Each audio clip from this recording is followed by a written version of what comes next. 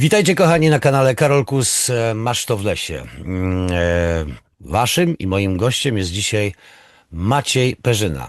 Po pierwsze, lekarz weterynarii i nauczyciel akademicki. Po drugie, myśliwy. Po trzecie, hodowca psów myśliwskich. Po czwarte, pszczelarz, czyli człowiek orkiestra, ale związany literalnie z tematem, o którym dzisiaj będzie mowa. Wyobraźcie sobie, że mój gość i ja mamy trójki zęby, które tak delikatnie wystają ponad tamte, czyli są taką pozostałością kła.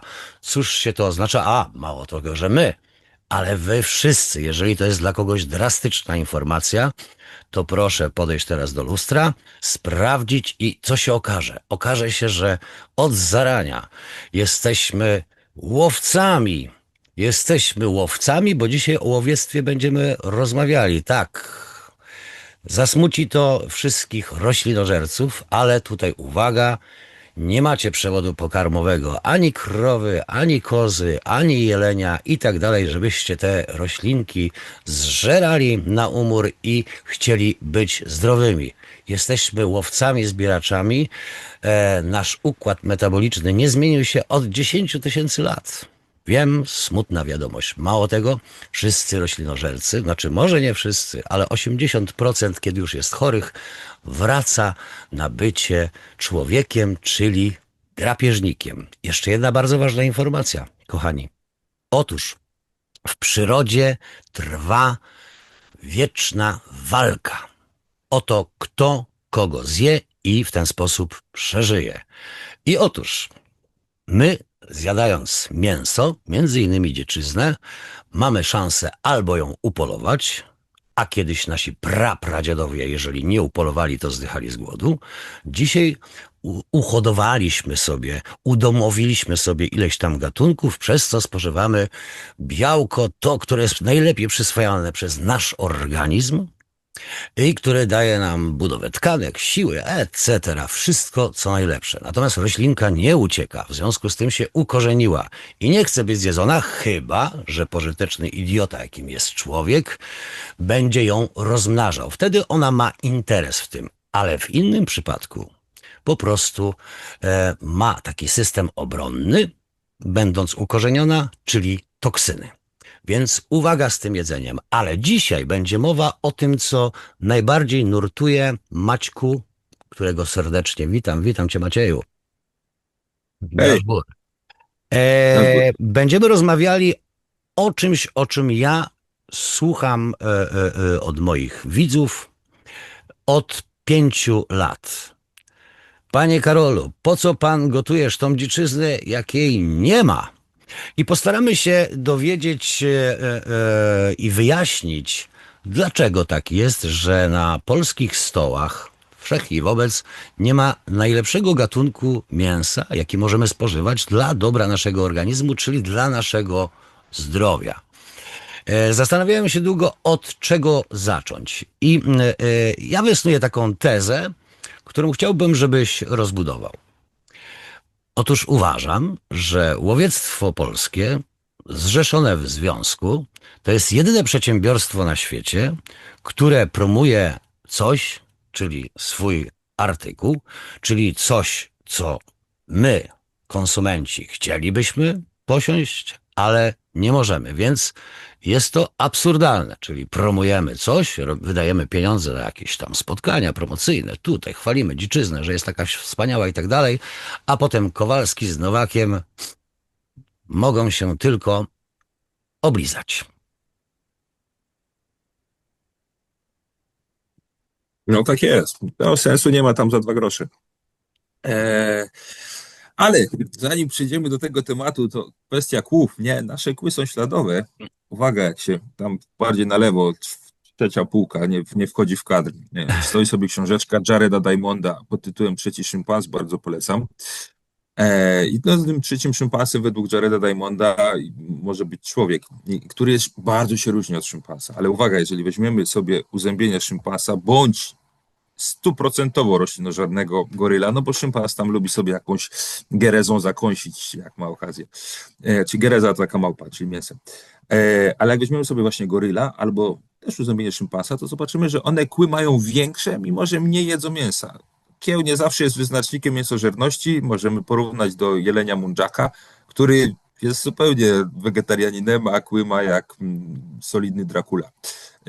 Więc kły czasami mają stricte działanie broni i u naczelnych one też w ten sposób działają. My jako ludzie jemy dużo więcej mięsa niż naczelne, niektóre, które mają dużo większe kły. U nas kły, no już jakieś 1,5 miliona lat temu zostały zastąpione narzędziami. Nie, ale także u tego samego Jareda Diamonda można spotkać wytłumaczenie, dlaczego szympansy nie mówią. Otóż szympansy nie mówią między innymi dlatego, że spożywając roślinny pokarm nieprzetworzony termicznie, no bo ognia nie mają, to żeby go strawić, rozdrobnić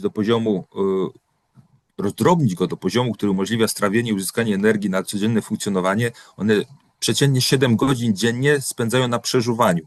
Nie? Czyli a muszę jeszcze znaleźć ten pokarm, ale samo przerzucie tej masy roślinnej 7 godzin zajmuje. Więc jak 7 godzin się żuje, no to akurat nie ma wolnej przestrzeni na pogadanie. Ale to tak dla tych, którzy będą drążyć dziurę, niech drążą. Jareda Diamonda mocno polecam. A dlaczego my promujemy dziczyznę, jak ona jest niedostępna?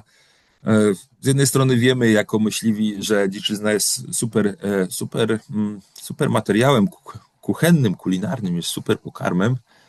I w sumie nie ma alternatyw.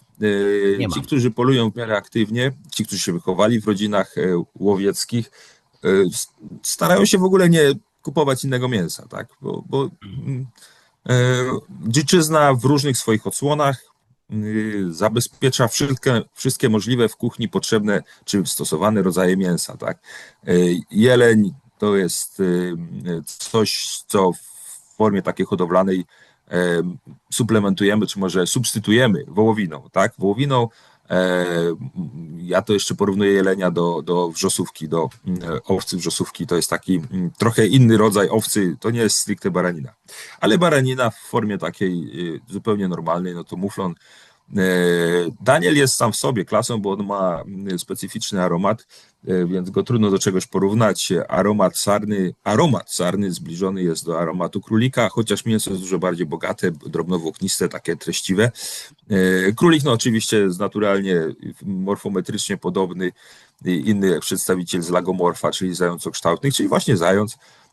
Drób to strasznie nam ograniczyli drób wodny w tym roku, różni źli ludzie niekompetentni z ministerstwa, ale podstawowy gatunek naszego drobiu wodnego, czy też ptactwa wodnego, kaczka krzyżówka, no to jest właśnie emanacją tego, co możemy znaleźć najlepszego na podwórzach, czyli kaczek hodowlanych, ale nie typu Pekin, tylko typu paradoksalnie inny gatunek, kaczka piżmowa pochodząca z Ameryki Środkowej. Ona też ma bogatszy smak i ma aromat w tłuszczu, który tam występuje, w przeciwieństwie do kaczek typu Pekin.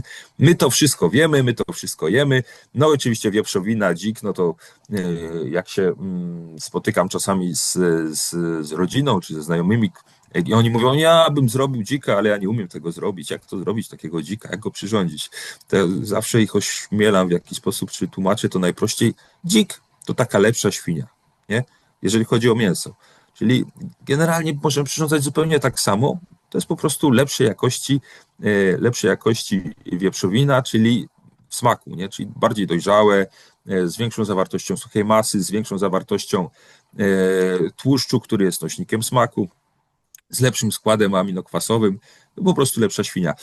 Więc generalnie my, korzystając z dziczyzny, wiemy, że to jest produkt premium. On tam wymaga się ubebrania w błocie, naboje w złocie i paprocie w błocie, jak nasz kolega śpiewa. Natomiast jest to coś ekstra.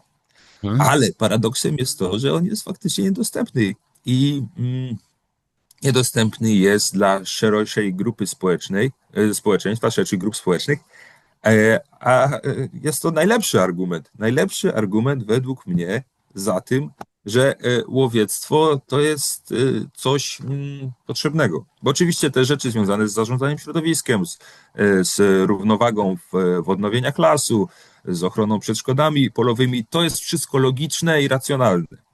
ale człowiek nie jest logiczny i racjonalny, bliska ciału koszula.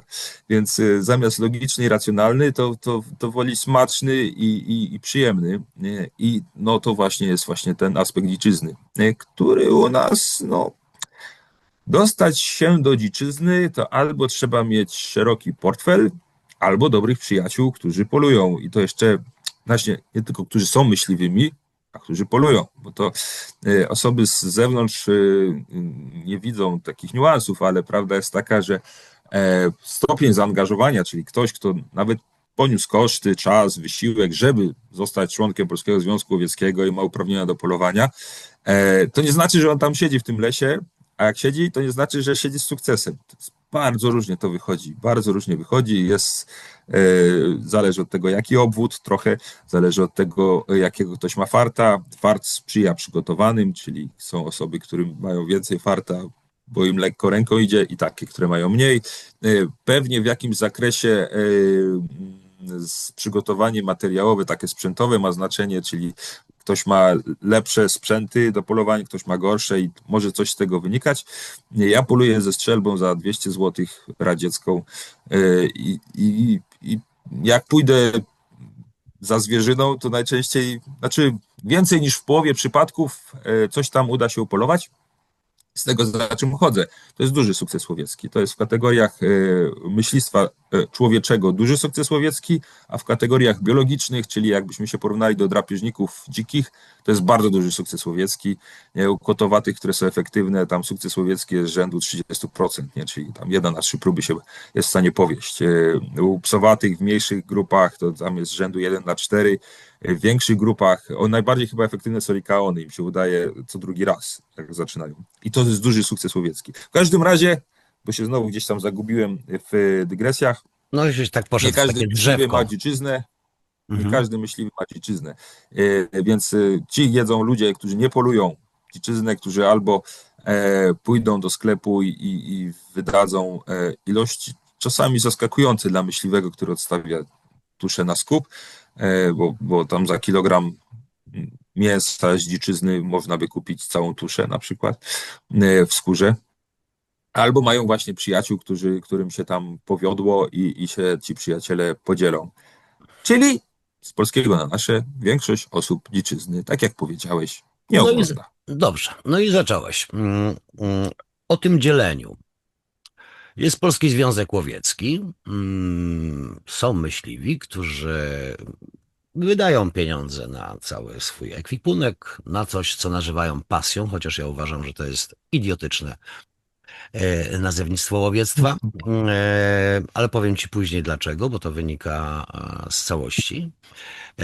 I kiedyś potrafili się dzielić tak, że 20% dziczyzny zjadali, a resztę musieli odstawić, włącznie z ptactwem. I to wszystko trafiało na stół nasz, czyli konsumentów. Polski, powtarzam, polski stół.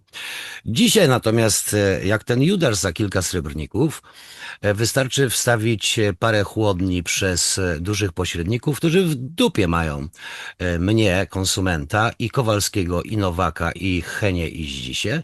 Wysyłają to wszystko do Niemiec, to potem wraca do makro, kosztuje jakieś horrendalne, porąbane pieniądze i efekt jest taki, że całe to łowiectwo jest tylko dla was. Nie jest dla nas. A dla nas to w takim zakresie, jak ty mówisz. No, ale przepraszam cię bardzo, jak kobitka starsza, której by się naprawdę przydało zjeść taką dziczyznę dla swojego zdrowia, dlatego że zje dużo mniej, a dużo lepiej i dostarczy wszystkie niezbędne minerały, witaminy, szczególnie te z grupy B, ta trójca przenajświętsza 6, 9, 12. I tego po prostu my nie możemy zjeść. Ja winię za to, i to mówię wprost, nie jakieś tam ekologiczne tam historie, tylko sam w takim wypadku skonstruowany Polski Związek Łowiecki. Taka jest moja teza. Będzie dym. Trudno. Będzie dym. Nie, słusznie winić Polski Związek Łowiecki.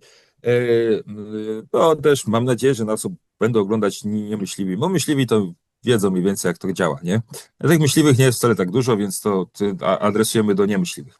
Polski Związek Łowiecki to taka świnka morska, czyli taki ani świnka, ani morska, nie? To ani związek, ani bardzo łowiecki. To taki jest, bo ja wiem, delegat handlowy, nie?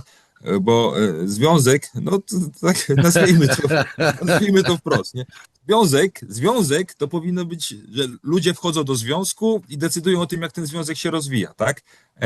Tworzą, współtworzą, decydują, robią jakieś kierunki, robią to, co widzą za słuszne. U nas pamiętajmy, że to wszyscy przytaczają, ale to prawda jest. Związek Łowiecki w takiej formie, jaką jest teraz, to nie jest ten sam związek, który powstał w dwudziestoleciu międzywojennym, tylko to jest organizacja powołana dekretem Bieruta. I ona tam miała być fasadą ładną, żeby to wyglądało. I to było właśnie, może nie jak świnka morska, ale jak demokracja ludowa. Nie? Demokracja ludowa, czyli demokracja. Nie? No i ten Związek Łowiecki, no to tak, on tam skupiał, było fajne to było, bo ludzie mogli się poczuć ważni, bo były różne funkcje, komisje, łowczy taki, łowczy sraki, okręgowy, sędzia, sąd, cudawianki, nie? Więc wicie, rozumicie, towarzyszu, wy będziecie tutaj podłowczym, wy będziecie tu sekretarzem, wy prowadzicie komisję do spraw odznaczeń łowieckich, a wy prowadzicie tutaj sąd, a wy będziecie robić odwołania. I będziemy sądzić, czy pan Mietek, komendant, nie, pana Mietka komendanta nigdy nie sądzili.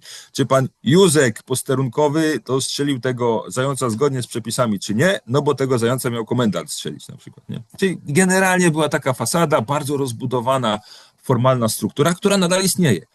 Ale no, to się nie zajmuje wcale robotą na rzecz łowiectwa, na rzecz myśliwych, na rzecz promocji, takiej realnej promocji. Nie? Tak. Natomiast zajmuje się zbieraniem składek z myśliwych. Gigantyczne pieniądze są rokrocznie zbierane z myśliwych. Myśliwi tak do końca nie wiedzą, na co te składki idą. Nawet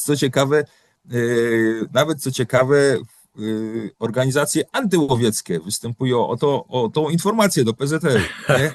Na co wy wydajecie te pieniądze? Wy zwyrodnialcy, nie? A PZL mówi, to nie jest informacja publiczna, my wam nie powiemy.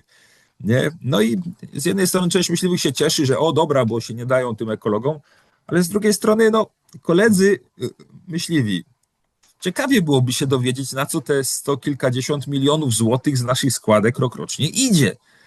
No bo tych wielkich kampanii wizerunkowych nie widać, roboty nie widać, tu pojedzie delegacja, tam pojedzie delegacja, przejdą się ze sztandarem, dadzą sobie odznaczenia, nie, ale król kłusowników była wielka afera, bardzo jakiś taki śliski delikwent się objawił, chyba on już się wyłgał ze wszystkiego, nic nie jest transparentne, nie jest rozliczone, no nie działa to. W każdym razie Związek Łowiecki mógłby tą najlepszy kanał promocji łowiectwa, czyli właśnie kulinarny, czyli dziczyznę, no, doskonały pokarm, bardzo niskoemisyjny, produkowany lokalnie, produkowany z chyba najwyższym poziomem dobrostanu. To może być dyskusyjne, nie? Ale dyskusyjne dlaczego? Bo wbrew pozorom zwierzętom w przyrodzie nie żyje się tak lekko jak zwierzętom w gospodarstwie. Ale mają lżejszą śmierć. Znaczy najlżejsza śmierć, jaka może być, to jest śmierć, której się nie spodziewają od kuli. Nie? I to wszyscy ci zieloni ekolodzy zawsze tam mówią, o Perzyna, ten drań, on mówi, że on strzela do zwierząt, bo jest taki humanitarny, żeby one nie cierpiały. Mówcie co chcecie, prawda jest taka, że może go wytrzewić wilk, może go rozjechać samochód, może się utopić, może z biegunki po 3 dniach odwodnienia paść, różne rzeczy mogą się zdarzyć w przyrodzie, ale nie ma szybszej śmierci nie ma niż od kuli. Więc powiedzmy, że ta dziczyzna to jest takie mięso fajne. Ono jest realnie fajne i jest też wizerunkowo fajne i emocjonalnie fajnie i PZL mógłby położyć na to nacisk i otworzyć właśnie szeroko drzwi do kredensu z dziczyzną, żeby nasz polski naród, żeby to było nasze narodowe mięso, narodowe jedzenie. Dobro. No właśnie, to jest nasze narodowe dobro, tylko narodowe dobro, które jest za psie pieniądze sprzedawane sąsiadom z zachodu, nie? I ewentualnie jakieś tam obrzynki wracają do nas już za nie psie pieniądze, tak jak zauważyłeś zresztą. I tu ci na chwilę przerwę, bo Zgadzam się z tobą w 100% i cieszę się, że to ty jako myśliwy tłumaczysz naszym widzom, dlatego że na tym kanale jest więcej konsumentów niż myśliwych. Natomiast łowiectwo uwielbia taplać się w swoim sosie i walczyć mniej więcej tak jak lekarz z pacjentem na podstawie tabletek, które nie leczą przyczyn, ale tylko skutki. I wielka trwoga, wielka walka trwa od lat z czymś, co się nazywa, z takim zjawiskiem ekologów, pseudoekologów, jak zwał, tak zwał, czyli tych środowisk antyłowieckich, co jest ewidentną bzdurą, bo gdzie natura, gdzie nauka ma walczyć z kretynizmem? To jest, wiesz, to jest kopanie się w błocie.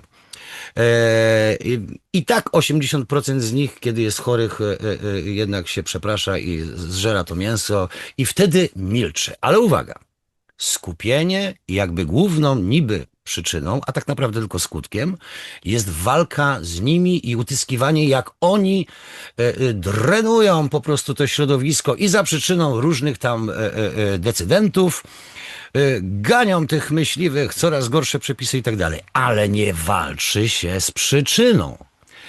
Ja mam taką tezę, to jest moja teza prywatna, Karola Kusa, który wiesz, że uwielbia dziczyznę, że promuje tą dziczyznę, że wprowadza takich ludzi jak ty na kanały telewizyjne, żeby to tłumaczyć. Sam gotuje jako jedyny tą dziczyznę po świętej pamięci profesorze Rusaku, czy tam doktorze Rusaku. I słuchaj, to jest tak banalnie proste. Zamiast wydawać na, nie wiem, periodyk branżowy, który kosztuje miliony złotych, kiedyś chyba tam był na 3 bańki zadłużony pod tytułem Łowiec Polski, który jest potrzebny wam jak, nie powiem co w kawie, na przykład drut w kawie, ale nikt z młodych ludzi, którzy zaczynają być świadomymi, załóżmy, że to jest gdzieś tam na etapie tam bardzo ciekawi świata, czyli 12 lat, tak? Nikt nie ma zielonego pojęcia, kim jest myśliwy i że w ogóle takie zjawisko w przyrodzie występuje. Te pieniądze wydane na lobbowanie podstawowych rzeczy edukacyjnych, kim jest myśliwy, kim jest leśnik, czy to jest nam potrzebne i żeby zjadać to, przecież tak naprawdę dziczyzna powinna być nakazywana wręcz w przedszkolu. Wtedy byśmy mieli naprawdę zdrowe społeczeństwo. I nikt z Polskiego Związku Łowieckiego nie wydaje ani złotówki, ani krzty wysiłku na lobbowanie podstawowych rzeczy, jakimi jest co? Edukacja najmłodszych. Potem 16, 20, 30-latek trafia w przestrzeni internetowej na durnoty, i on się uczy o tym, że ten myśliwy to jest największy szkodnik w ekosystemie, do tego morderca, kretyn, zdurniały i że ma zjeść sobie porządną sałatkę. Dużą sałatkę z wielką ilością owoców i warzyw i gówno z tego, bo jest niedożywiony, nie dostarcza, bo nie trawi i tak dalej, i tak dalej. Te pieniądze, Maciek, czy one właśnie na to powinny być wydawane, a nie na te imprezy z orderami, z jakąś promocją dziczyzny we własnym sosie i na to kretyńskie czasopismo, jakim jest według mnie Łowiec Polski? Wiem, ostro. To jest oczywiście retoryczne pytanie. E, Według mnie pieniądze powinny być wydawane na to, na co są potrzebne, a nie są potrzebne na ordery, nie są potrzebne na poczty sztandarowe, nie są potrzebne na promocję pod tytułem dwóch panów poszło w mundurach galowych do szkoły jednej w województwie i stanęli przy tablicy i powiedzieli: tu karmimy, tutaj chronimy pola, tutaj wszyscy żyli długo i szczęśliwie, nie? Jakby poszło dwóch młodszych panów, nie w mundurach galowych, Tak. tylko z odpowiednim zasobem materiałów. Dzieci uwielbiają skóry, uwielbiają kości. TVN też uwielbia skóry i kości, od razu się robi wesoło, nie? Ale dzieci uwielbiają, bo to jest pasjonujące dla nich. Oni się lubią zawinąć w te skóry, lubią pobiegać. Ja w różnych miejscach to zawsze testuję. I na przykład z kabanosami z dzika. Nie, to dzieci by po prostu miały fan z tego i one mówią: nie, no to te ziomki są takie porzo, no. I te Tak, kabanosy są też w porzo. No i te futerka to są takie mięciutkie, to nawet byłoby miło mieć taką czapkę. I to wtedy działa, nie? No, ale jakoś nie działa. I oczywiście myślę, że pierwszym krokiem, żeby cokolwiek się z tym zrobiło, to musieliby myśliwi jakiś mieć chyba wpływ na to, co się dzieje z tymi składkami. Czyli albo móc wybierać sobie władzę w związku. otóż to, święte słowa, wypunktuj to jeszcze raz. Myśliwi musieliby mieć władzę, wpływ na to, co się dzieje z ich składkami. Nie mają. Żeby mieli władzę nad swoimi składkami, nad środkami, które zbierają i wypracowują, to albo muszą móc wybierać władzę w związku, w którym są, albo muszą móc wybierać związek, w którym są. Proste. Nie? I tutaj uwaga, tutaj już 30% myśliwych się gotuje w tym momencie, bo mamy najlepszy związek w Polsce, Europie, na świecie. Polska mistrzem Polski od lat. Mhm. To dlaczego jest tak źle, skoro jest tak dobrze? No właśnie. Pytam dla kolegi.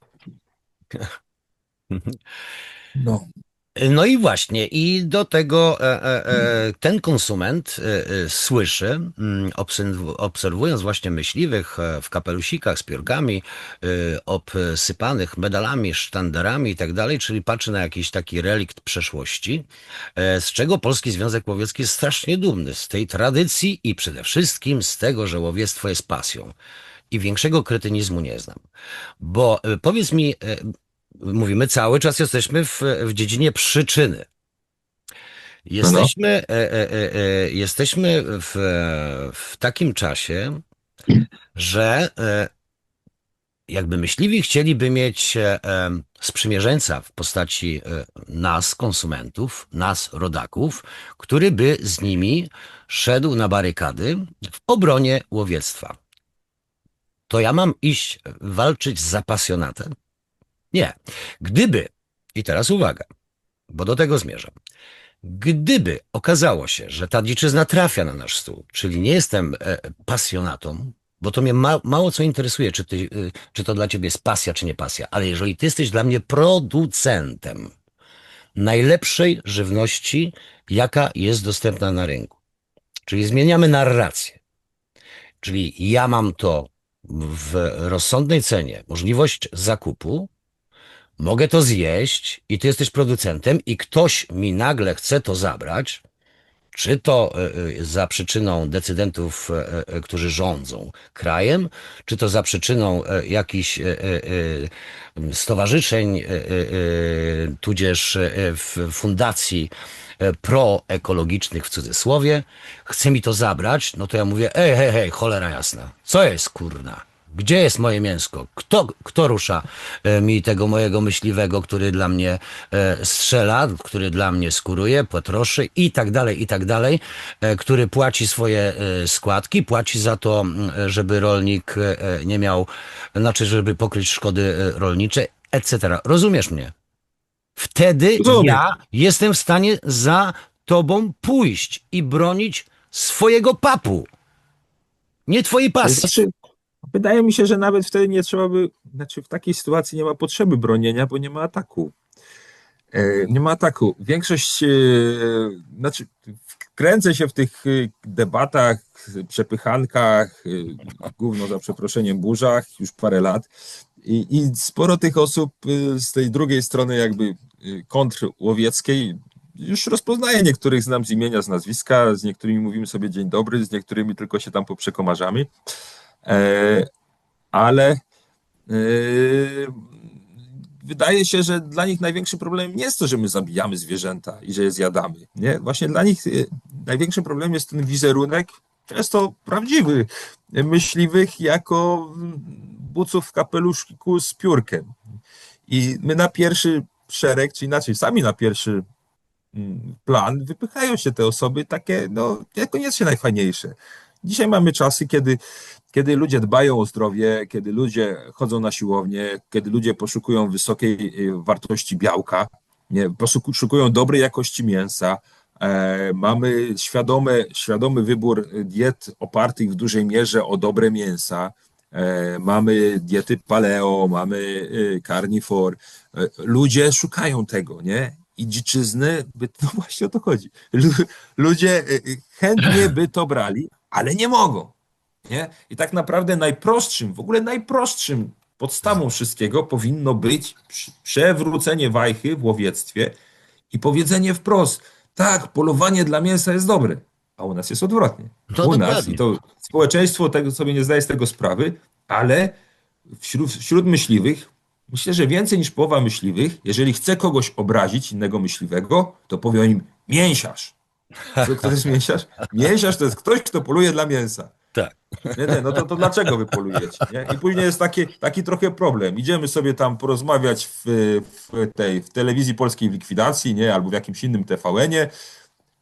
Czy wy polujecie dla mięsa? Nie, polujemy dla mięsa, bo to jest najbardziej naganne. To dlaczego polujecie? Bo lubimy. A, to lubicie zabijać. I No już tam więc się jeden z właśnie. drugim. I to jest ta kretyńska narracja. Więc No to jest skończmy z hydra tą zżera własny ogon, no. o pasji. Niech sobie myśliwi rozmawiają między sobą. O swoich trofeach w postaci poroży i Jak tak ktoś dalej. Niech lubi, ktoś sobie tam wiesza, proszę bardzo, pochwali się, a tutaj takiego odpatrzę, jakiego odyńca zabiłem i bla, bla, bla, bla, bla.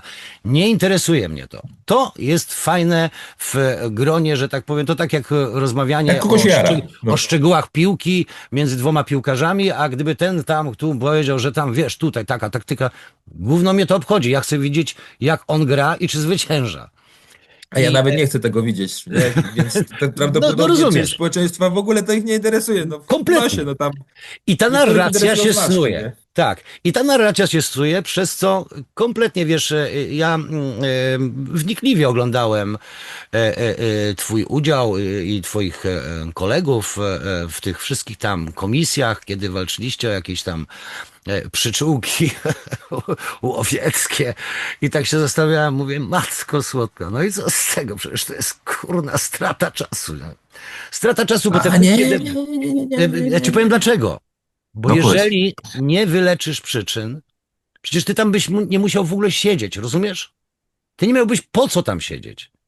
Te komisje byłyby psu na budę, bo my uwielbiamy tworzyć urzędników, tworzyć komisje, tworzyć dyskusje na temat. Jeżeli coś jest literalnie proste i nie jest skomplikowane jak rachunek za prąd wydawany przez dostawcę, którego nawet Einstein nie zrozumie, to jest oczywiste dla przeciętnego człowieka. I tu nie chodzi o inteligencję. Tu chodzi Nie, po to prostu. tak nie działa. To tak nie działa. Tak jest Nie moje jest, że zdanie. jeżeli coś jest proste, to jest oczywiste dla normalnego człowieka. I ja chodzę na te komisje, ja mam tam, po prostu wchodzę, bo lubię, nie? Mam tam dużo sportu z tego mam. Z zawodu jestem lekarzem weterynarii i to muszę się cofnąć tutaj, żeby powiedzieć, z czego może wynikać moja pasja. I zawodowo zajmuję się rozwiązywaniem problemów, nie? To jest takie generalnie męskie podejście, męskie postrzeganie świata. Kobiety mówią o problemach, mężczyźni rozwiązują problemy. Nie oceniam, różnica w umyśle, dlatego się czasami nie dogadujemy. Nie? No i u mnie ta emanacją tego jest, że widzę problem, to zaraz mi się układają jakieś opcje na rozwiązanie, no i mam taką wewnętrzną potrzebę, może to jest natręctwo, może objaw jakiegoś tam ekstrawertyzmu, w każdym razie mam potrzebę wyrzucenia z siebie, tego, co tam widzę. I chodzę sobie na A okej, komisję no to. i tak mówię, nie? No i Czyli można by teraz powiedzieć, mówisz, że że jesteś są. pasjonatą. No, to jest, tak, jestem. Mam patrona świętego Jana Chrzciciela, nie? Głos wojącego na puszczy, nie? Dzień dobry. Tak, tak. A ja tu przyszedłem powołać trochę. Ale sorry, Może ktoś przerwałem ci. usłyszy, Sorry, może nie. przerwałem ci. Nie, spoko. Natomiast mam dobry przykład na to, że rzeczy oczywiste nie są widziane. Nie są widziane. I potrzeba czasami pójść i rzeczy oczywiste powiedzieć. I teraz oczywiście na komisjach dominują politycy czy różnego rodzaju lobbyści. Niestety oni często nie dysponują żadnym zasobem wiedzy i doświadczenia w tematach, o których debatują. Ale to tak absurdalnie żadnym. I teraz już do przykładu przychodzę, bo przykład bardzo dobry. Teraz kiedyś była, to są oczywiście, mamy sezonowość, była debata o karpiach, o ogłuszaniu karpi przed świętami Sokarpie. Było takie spotkanie na Komisji do Spraw Dobrostanu Zwierząt, to podkomisja w Komisji Rolnictwa Sejmowej. I tak, jeden z argumentów, oczywiście przez osoby, które mocno chcą ograniczyć obrót rybami, to jest, że te ryby są stłoczone w akwariach i w basenach, jak one są sprzedawane żywe, i że to jest nieludzkie dla tych ryb. Nie, no i wszyscy, No, opinia publiczna, tak, oczywiście, nieludzkie, nie, politycy nieludzkie, nie? I teraz ja tak sobie tam siedziałem i akurat mi przykład przyszedł bardzo dobry. A teraz wyobraźcie sobie państwo ocean, nie? Gigantyczna przestrzeń wody. I tam żyją ryby. I czy te ryby są randomowo, równo rozstawione co 2 kilometry jedna? Nie. One się skupiają w ławice. Nie? Z wielki ocean, a one się ustawiają jedna obok drugiej. I co? To jest takie cierpienie dla nich? Może to jest element jakby zachowań gatunku? Nie? I to widzisz, oczywiste wytłumaczenie. Bardzo oczywiste. No ale jakby nikomu nie przychodzi na myśl, bo ktoś powie, bo te ryby cierpią, one cierpią, no to nie, niech nie cierpią. Więc trzeba karpia, jak się go zabija, to trzeba go zgłuszyć i obciąć mu głowę.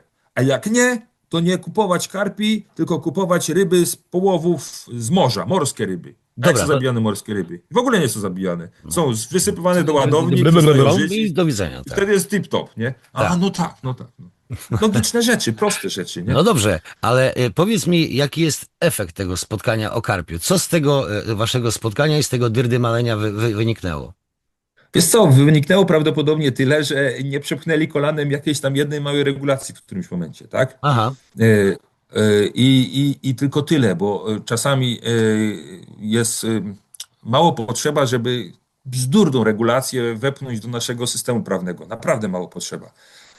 I parę słów i tak naprawdę rzucenie paru argumentów, czy takich logicznych wytłumaczeń też politykom, nie? Żeby oni mogli to podnieść, rzuca im się coś tam, jak Parys jabłko dla najpiękniejszej, oni się tam trochę pobiją, albo się nie pobiją, tylko wezmą te argumenty i powiedzą, nie, no to ja teraz będę to niósł, bo to jest sensowne i mają broń.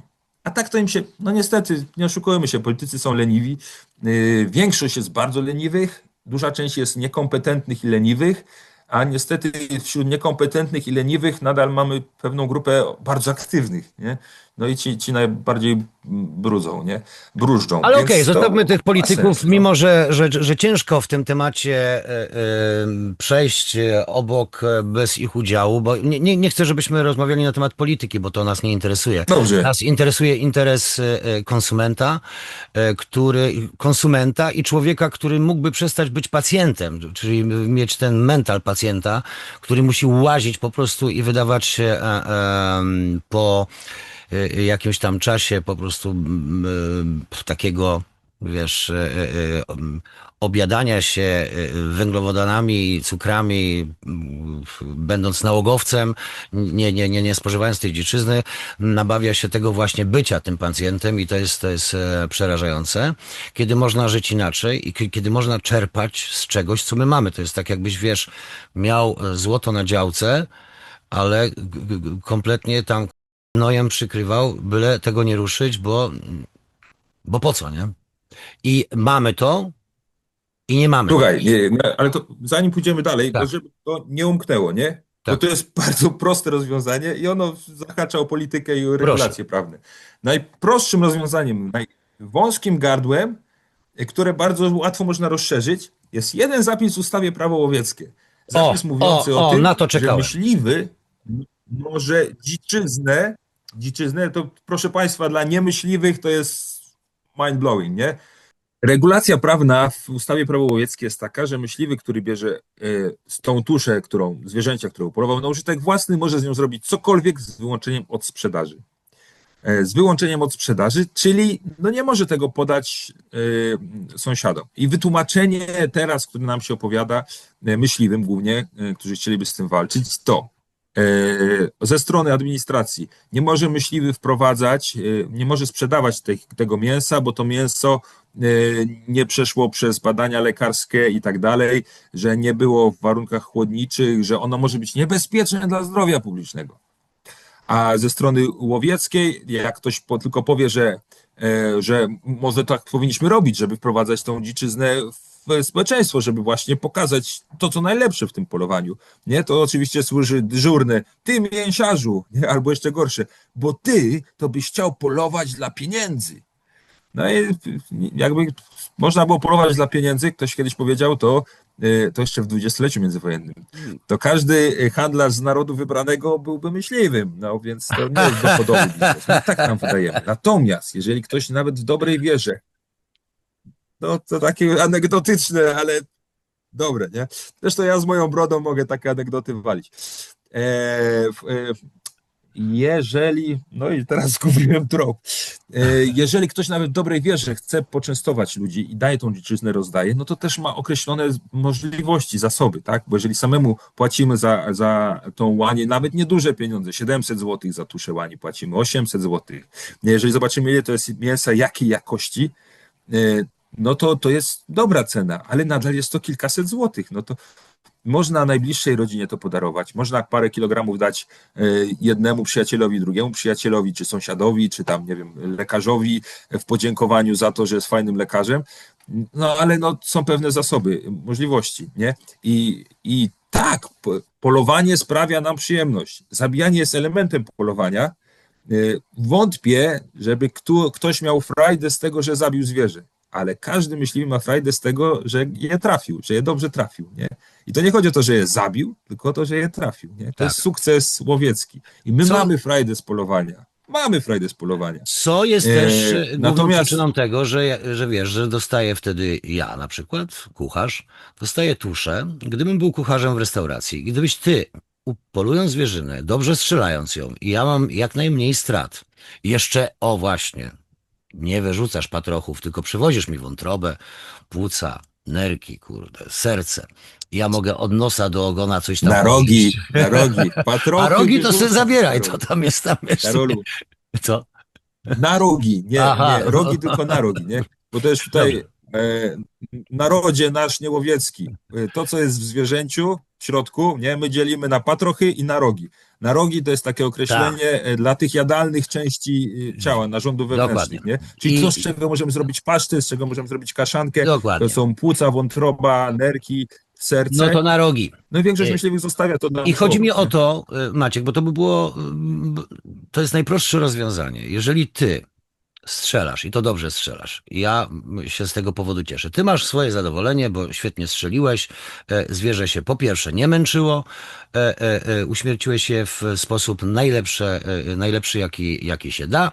Ja teraz czekam na mięcho od ciebie. I ty masz prawo, po pierwsze, zarobić na tym, bo to ci się należy jak psu Buda. Po drugie, ty mi dostarczasz znakomite mięso i prawo nie przeszkadza nam wprowadzać w to pośredników, czyli ty możesz mi to przywieźć, Tak. ja sobie to oprzyrządzam i podaję danie, gotowe danie. Dziękuję. Tak, bo tutaj jest ważna rzecz, którą trzeba powiedzieć też, żeby nie myśliwi, słuchajcie, stan prawny w tej chwili mówi, że my to mięso za darmo możemy rozdać, nie? Czyli jeżeli rozdajemy je za darmo, ono nie stanowi żadnego zagrożenia biologicznego. Jak jest za darmo, to jest mięso, które nie musi być badane, Prima musi sort. być rozbierane na stołach ze stali nierdzewnej, nie musi być składowane w chłodniach, w ladach chłodniczych, jest zupełnie bezpieczne. Ale jeżeli myśliwy weźmie 50 zł albo 100 zł, nie, za tamtego warchlaka czy za udziec tego dzika, to wtedy to mięso, to ono nie może być, bo ono jest wtedy niebezpieczne. Takie mięso powinno przejść przez 3 pośredników, Tak. 2 tygodnie składowania, 3 oględziny i jeszcze... A najlepiej pojechać do 8 Niemiec i narzutów. wrócić.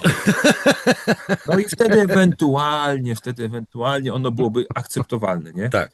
A prawda jest taka, że mięso ono jest biologicznie, ono ma swoją aktywność antybakteryjną. To znaczy mięso, póki nie zostanie raz schłodzone i póki nie zostanie zakażone, bo my tak naprawdę obracając mięso, czyli wkładając je do lodówki, wyjmując z lodówki, kładąc na stole, kładąc na desce do krojenia i tak dalej, za każdym razem dodajemy 1, 2, 3, 5 bakterii, które się namnażają, że nie mamy łańcucha chłodniczego. Natomiast jeżeli mamy mięso, które jest w skórze, tuszę strzelonego zwierzęcia, to tusza w środku jest aseptyczna. Jest aseptyczna, czyli nie jest zakażona, jest antyseptyczna, bo ona ma swoje właściwe mechanizmy, jeszcze przez jakiś czas enzymy, które działają w organizmie, wchodzimy na weterynarię, działają i one są Dobrze, bardzo dobrze. przeciwbakteryjne, przeciwwirusowe, lizozym i tak dalej. Nie? Czyli jeżeli odbiorca wie, co dostaje i wie, w jaki sposób to zwierzę zostało pozyskane, czyli odstrzelone, czyli że zostało odstrzelone dzisiaj o 2 nad ranem, ten dzik został odstrzelony, wypatroszony i powieszony, że się wystudził, tak? Wystudził do temperatury tam powiedzmy jaka była, nie? 12 stopni Celsjusza. to on może tym mięsem zarządzać i mieć bardziej trwały, mikrobiologicznie bardziej bezpieczny i zdrowotnie, bez porównania lepszy produkt niż to, co kupi na promocji w takim czy innym dyskoncie, bez porównania lepszy produkt. Nie? I jedyne, co blokuje nam jako społeczeństwu dostęp do takiego mięsa i nam jako myśliwym możliwość zaopatrywania społeczeństwa, to jest jeden malutki zapis w ustawie Prawo łowieckie mówiący z wyłączeniem od sprzedaży. Jeden zapis. Niech będzie błogosławiony Maciej Perzyna. Wreszcie ktoś to powiedział. Matko, jak ja już długo czekałem właśnie na ten jeden kluczowy szczególik, ten mały zapis, to tak jak było kiedyś z Lwem Rywinem lub czasopisma, to tu się okazuje, że można Dokładnie ten przykład. wpisać to. I mam nadzieję, drodzy widzowie, że wspólnie z Maciejem, któremu bardzo dziękuję Ci, Maćku, za tę rozmowę, za szczerość przede wszystkim dziękuję Ci i za prawdę. Mam nadzieję, że ta rozmowa rozwiała wasze, przynajmniej jakąś część waszych nurtujących pytań od lat, którymi zasuwacie. Mam nadzieję, że to też pobudzi refleksję u tych, którzy naprawdę mogą o tym decydować, że ta dziczyzna, nasza, polska, na nasz polski stół wreszcie trafi. Wystarczy chcieć w tym momencie i wtedy móc. Życzę Polskiemu Związkowi Łowieckiemu i wszystkim myśliwym mądrych decyzji. Życzę usuwania przyczyn, nie skutków. Życzę porządku logicznego. Bardzo młodym ludziom życzę, żeby się dowiadywali na bardzo wczesnym etapie, czymżeż jest ta przyroda, że w tym wszystkim istnieje myśliwy, istnieje leśnik, pan weterynarz i kucharz. Życzę Państwu, żebyście zajadali sobie najlepsze, najzdrowsze i najważniejsze dla funkcjonowania naszego organizmu mięso, jakim jest dziczyzna. Maćku, jeżeli mogę Cię o coś prosić, jeszcze na koniec, to prosiłbym Cię, bo zdajesz sobie sprawę, że pod tym materiałem będzie pirliard komentarzy, różnych, przeróżnych. Ja oczywiście do tych, które tam będą nas tam od czci i wiary wyzywały, to tam sobie, wiesz, nie mam jakby problemów z tym, to znaczy tam może sobie każdy wypisywać co chce, to jest, żyjemy w wolnym kraju. Ja dajesz, one są ważne. Tak, one są ważne. Natomiast na pewno pojawi się ileś tam, może by to będzie promil, odsetek mały, takich komentarzy, które będą asumptem do dalszego naszego dywagowania w tej przestrzeni, jakże ważnej. Chociażby dla naszego zdrowia, a ty wiesz o tym najlepiej, co to znaczy zdrowie, mimo że leczysz zwierzęta, no niewiele aż się tak różnimy, jeżeli chodzi o przyczyny wielu chorób, a szczególnie jeżeli chodzi o pożywienie i wiesz doskonale, co z tego można zrobić, że się zgodzisz na przyjęcie ponownego zaproszenia i że będziemy mogli tak szczerze i tak wprost porozmawiać sobie razem. Jeżeli będziesz miał oczywiście na to ochotę.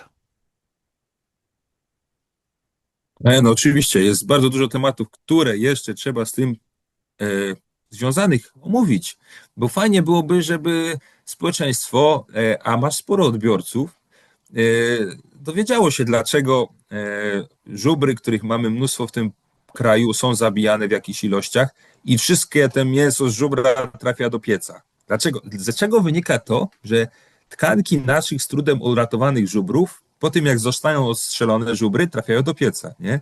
Tak. Dlaczego łosie w tym kraju w ilościach tam 300 czy 400 rocznie jest zabijanych przez samochody i nawet jeżeli on jest świeży albo dobity, dostrzelony później w rowie, to zgodnie z przepisami on trafia do pieca. Dlaczego ty, człowieku, nie możesz, jak najedziesz na potrąconą sarnę, zgodnie z przepisami zgłosić to na policję, sarna rozjechana i zabrać tą sarnę do domu i jej zjeść na przykład? Dlaczego nie możesz? Nie? Mamy takie różne smaczki w tym kraju. I na to liczę. Więc proszę cię naprawdę, to jest moja szczera prośba. Kontynuujmy. Moim zdaniem tą bardzo użyteczną i pożyteczną dla naszych widzów dyskusję taką naszą wewnętrzną, nasze rozmowy. Niech one przybliżają ten temat w sposób naprawdę zjadliwy. Nomen omen. I to też zjadliwe jak ta dziczyzna. Zjadliwy dla naszego zdrowia. A po prostu hipokryzji trzeba powiedzieć stop. I tak jak pisał Jonasz Kofta, zawsze warto, że jest durniowi, że jest durniem, nawet gdy asykuruje się odgórnie i zawsze warto, żeby jutro nie mieć kaca, zrobić coś, co się być może nie opłaca. Dziękuję, Maćku. Dashbur. Dashbur. Hej. Hej.